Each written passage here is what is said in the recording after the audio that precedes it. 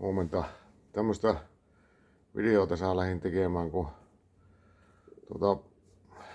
tuolla rakennusmääräyksestään tulee, että pitää olla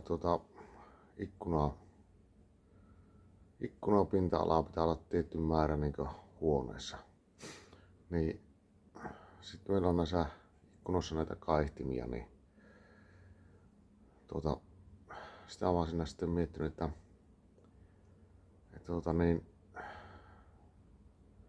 se ikkunamäärähän pitäisi olla tai jos käytännössä, niin jos sulla on kaihtimet kiinni, niin siitä ei silloin näe läpi ja eikä tuu valua huoneeseen.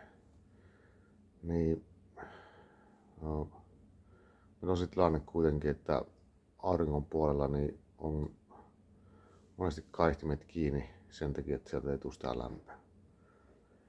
Niin tuossa on mittasin noita luksimääriä, niin tässä kun on kaihtimet auki tässä uudessa mallissa, niin siinä on 3200 luksia.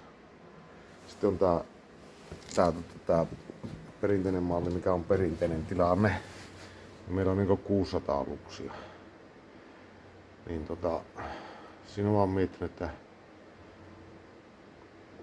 se kumminkin sille jotain sillä hajetaan sillä, että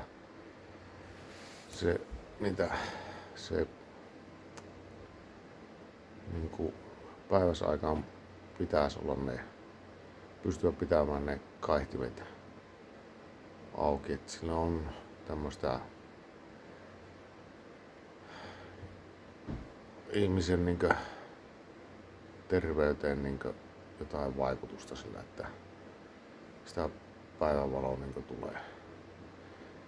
Että semmonen viisasteluvideo, mutta puolet totta sitä hommasta, että jos meillä on määrätty, että pitää olla joku tietty määrä huoneen pinta-alasta ikkunaa, niin kyllä se joku on miettinyt sitä, mutta sitten jos siinä on verhot ei se, niin sittenhän se on sama kuin se olisi umpiseinä. Mutta tässä on näitä lämpötiloja, niin tässä on tää on jotain aamu 9 aikaa, niin tässä on tässä kaihtimet auki, niin tässä on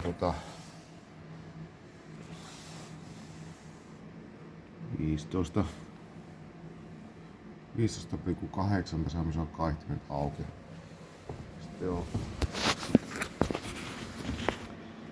missä on kaihtimet kiinni, niin siinä on 13,5. Eli tää nyt on pari astetta viilempi. Ulkona on 5 astetta lämmintä ja miten näkyykö tuossa se varjo? Tuossa minkä se heittää tuohon lasille. Nuo varjot on itse asiassa niitä, jotka tekee niitä lasirikkoja. Se on, äsken se oli noin 1/3 tuosta ikkunan pinta-alasta. Tässä se ei ole ehkä maks 10% tuosta. Mitä se tekee tuohon kaihtimen sen varjon. Tuo lasi on lähes samassa valossa. Tällä pystyy estämään niitä lasirikkoja. Niin semmonen komea aamu. Moikka!